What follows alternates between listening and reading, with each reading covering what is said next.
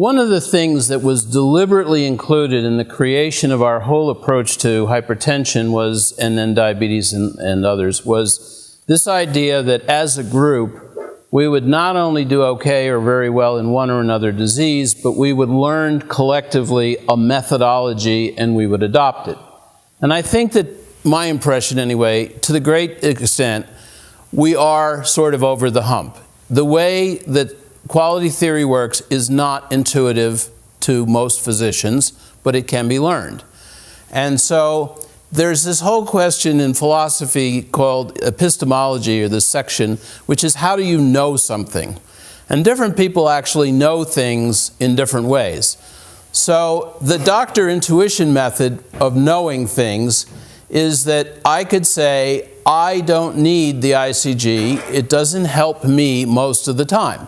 And I believe that there are several or many physicians who would, if honest, say, you know, that's pretty much the way it feels to me. I don't have a perception that it's changing the way I treat hypertension.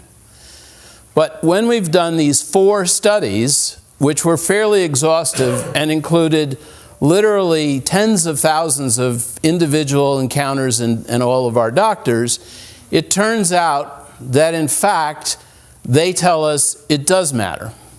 And so you have an epistemological problem. Does it matter or does it not? Do I rely on my sense or my perception, or do I rely on the studies? And the studies were done, as I say, 3 of them by outside people.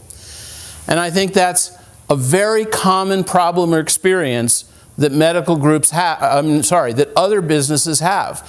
When we were trained in our original Six Sigma class, the guy who trained us had done quality originally at Corning in the very high-end glass side.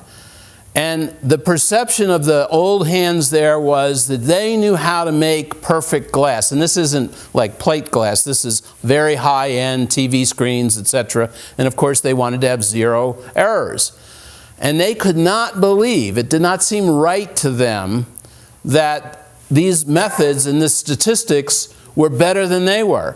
And the guy said, there was one guy we actually kept fiddling, because I guess there are many variables, how hot you make the liquid glass, how fast you pour it, the rolling pressures as you're running it through its subsequent processing.